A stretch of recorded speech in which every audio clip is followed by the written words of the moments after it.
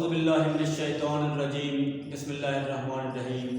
السلام علیکم پیارے طلباء، آج ہم نے ناصر کاظمی کی غزل جو شامل نصاب ہے، ہمارے اسمارٹ سلیبس کا حصہ ہے، اس غزل کا آج ہم نے جو ہے نا دوسرا حصہ دیکھنا ہے، اور ہم نے اس غزل کو 3 حصوں میں تقسیم کیا ہے۔ پہلے حصے میں ہم نے 3 اشعار کی تشریح دیکھی تھی، آج ہم اگلے 2 اشعار کی تشریح دیکھتے ہیں۔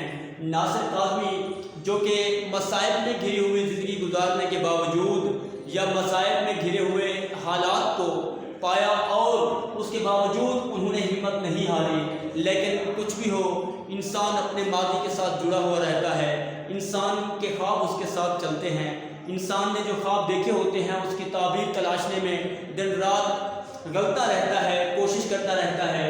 تو آج ہم دیکھتے ہیں کہ ناصر کاظمی اس غزل کے 4تھے شعر میں اور آج کے لیکچر کے پہلے شعر میں جو بات ہم سے کرنا چاہتے ہیں وہ کیا ہے؟ تو شریک سخن نہیں تو کیا، تو شریک سخن نہیں تو کیا، ہم سخن تیری خاموشی ہے ابھی۔ شاعر ناصر کاظمی شریک سخن تو مجھ سے بات کرتا ہے، شریک سخن کا مطلب ہوتا ہے ساتھ بیٹھ کے بات کرنا، لیکن شاعر کا حوصلہ اور ہمت دیکھیے، شاعر نے وہ جو دوست اس سے جدا ہوا، اس جو دوست کی یادوں میں گم ہو کر اس دوست کو یاد کرتے ہوئے کہہ رہے ہیں کہ تو شریک سخن نہیں تو کیا، ہم سخن تیری خاموشی ہے ابھی۔ یہ انسانی فطرت ہے کہ انسان یا تو محبوب کے ساتھ ہوتا ہے، اس سے جدا ہو جائے تو پھر اس کی یادیں اس کے ساتھ ہوتی ہیں۔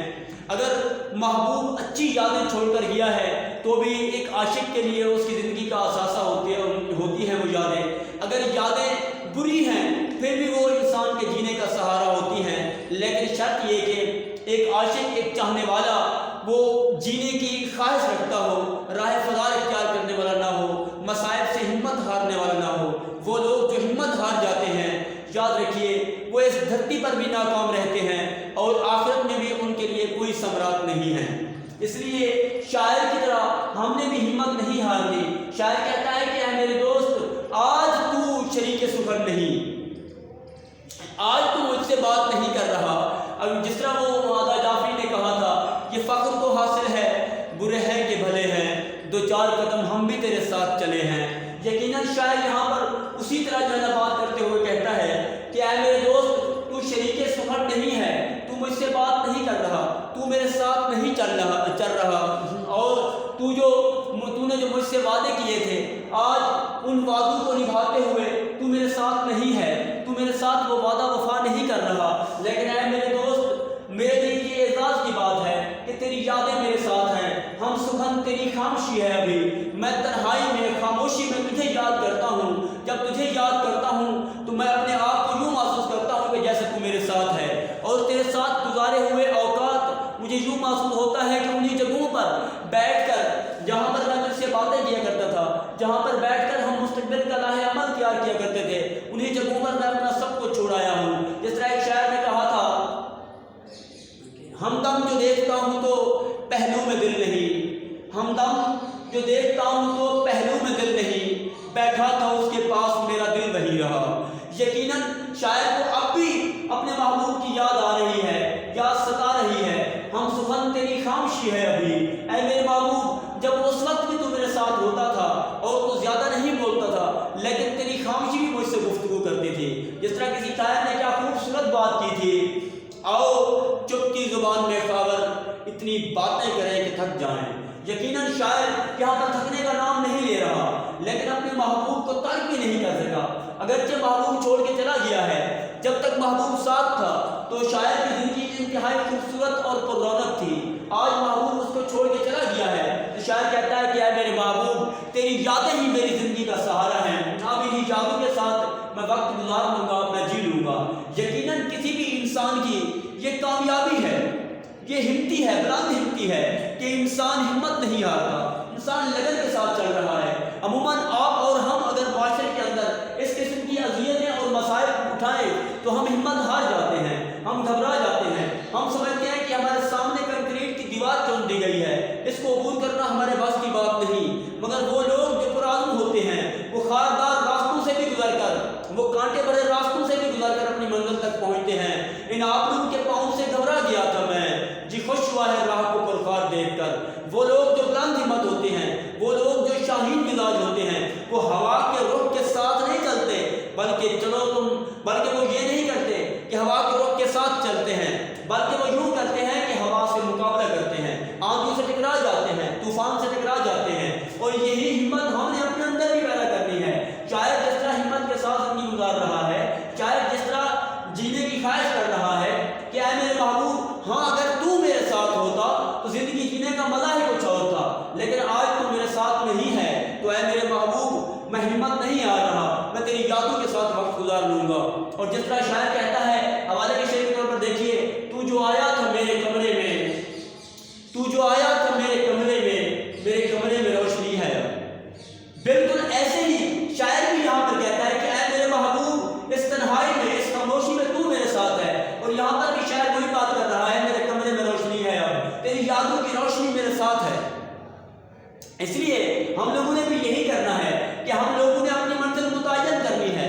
منزل کے متعین کرنے اور پھر اس کے بعد منزل تک جانے میں اگر دشواریاں ہیں، مسائب ہیں، تو پھر ہم نے ہمت نہیں ہارنی۔ یاد رکھیے، اگر آپ لوگ آج کے دور میں ٹیکنالوجی کا استعمال کرتے ہیں تو آپ لوگوں کو منیبہ مزاری کو ضرور سننا چاہیے۔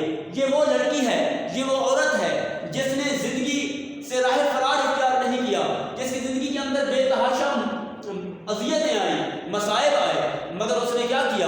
ان مسائب کو ڈیفیٹ کیا، ان کو شکست دی، اور آج وہ دنیا میں پہچانی جاتی ہے پرآزم عورتوں کے طور پر۔ یقیناً ہم لوگوں نے دیکھنا ہے کہ یہ ہمت ہم نے کہاں سے لینی ہے۔ دنیا کے اندر بے تحاشا لوگ ایسے مل جاتے ہیں جو ہمارے لیے محبیز کا کام کرتے ہیں، جو ہمارے لیے جینے کا عزم فراہم کرتے ہیں، ہمیں جو ہمیں آکسیجن فراہم کرتے ہیں، ہمیں ہماری منزل کے پہنچنے تک۔ اور ہم لوگوں نے بالکل ہمت نہیں ہارنی۔ ناصر کاظمی جو انڈیا سے ٹریول کر کے پاکستان آئے تھے، ان کی زندگی کے اندر بے تحاشا مسائب تھے، مگر اس کے باوجود انہوں نے کیا کیا؟ بلند ہمتی کے ساتھ وقت گزارا اور کامیابیوں کے ساتھ اس دنیا سے، یقیناً اس دنیا سے جانا سبھی نے ہے، وہ بھی چلے گئے، ہم نے بھی چلے جانا ہے، لیکن تاریخ کے اوراق میں انہی لوگوں کا نام لکھا جائے گا جن لوگوں نے ڈفرینٹ انداز میں وقت گزارا ہے، جن لوگوں نے پرعزم طریقے سے زندگی گزاری ہے۔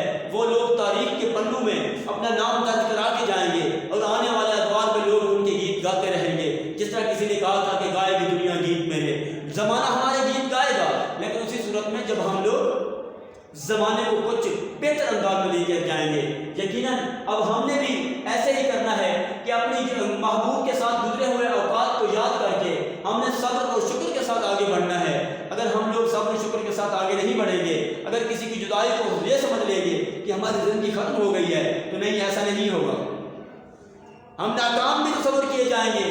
کسی کے جانے سے زندگی ختم نہیں ہوتی، ہاں زخم ضرور لگ جاتے ہیں، مگر وہ زخم ہمارے لیے جینے کا ایک بہترین سہارا ہوتے ہیں۔ دیکھیں، محبوب گیا بھی ہے تو زخم دے کر گیا ہے، یعنی اپنی یادیں چھوڑ گیا ہے۔ اور دوسرا شعر دیکھیے، یاد کے بے نشان جزیروں سے تیری آواز آ رہی ہے۔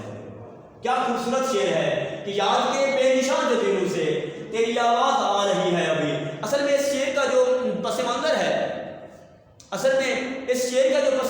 وہ یہ ہے کہ انسان جب اپنے محبوب، شاعر جب اپنے محبوب کے ساتھ تھا تو اس نے کچھ عہد کر رکھے تھے، کچھ خواب دیکھ رکھے تھے، کچھ منزلیں متعین کر رکھی تھی، اور وہ چاہتا تھا کہ اے میرے محبوب، جب ہم اس مقام تک پہنچ جائیں گے تو پھر ہم اپنی زندگی کو اس طریقے سے گزاریں گے۔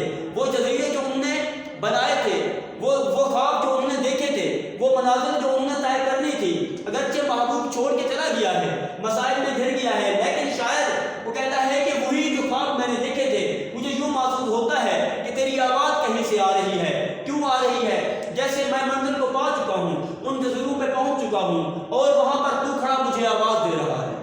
اب میں تیری طرف جانے کو دوڑتا ہوں، میں تجھے پانے کو دوڑتا ہوں، میں دن رات تک دوڑ کرتا ہوں، مگر اے میرے محبوب، جب میں ان جزیروں پر پہنچتا ہوں تو پھر وہاں پر تو موجود نہیں ہوتا، پھر کسی اور جگہ سے تیری آواز آ رہی ہوتی ہے۔ اصل میں شاعر کے اذہان کے اوپر، شاعر کے ذہن کے اوپر، شاعر کے وہم و گمان کے اوپر محبوب اور اس کی یادیں چھائی ہوئی ہیں۔ یہی وجہ ہے کہ وہ اپنے محبوب کو بلا نہیں رہا۔ جس طرح کسی شاعر نے کہا، پھر سامن رت کی پون چلی تم یاد آئے، پھر سامن رت کی پون چلی تم یاد آئے، پھر پتوں کی تازے بجی تم یاد آئے۔ اصل میں جب انسان اپنی ذات کو کسی کی محبت میں غرق کر لیتا ہے تو ہر طرف وہ اپنے محبوب کو ہی پاتا ہے۔ جس طرح کسی شاعر نے ان محبتوں کی گہرائی سے جانے سے روکتے ہوئے کہا تھا کہ مت چاہو کسی کو اتنا آغاز سفر میں، بچھڑے گا تو ایک ایک ادا کم کرے گی۔ آج اگر ہم راستے میں کچھ مسائل آ بھی جاتے ہیں تو یہ نہیں ہے کہ وہی ایک راستہ ہی ہماری زندگی کا مطمئن نظر ہے، ہمیں یوں بھی کرنا ہوگا، ہم نے جینے کے لیے کچھ آپشن بھی رکھنی ہوں گی تاکہ ہم اس معاشرے کے اندر رہتے ہوئے لوگوں کے لیے زندگی کی امید بنے رہیں، کرن بنے رہیں۔ السلام علیکم۔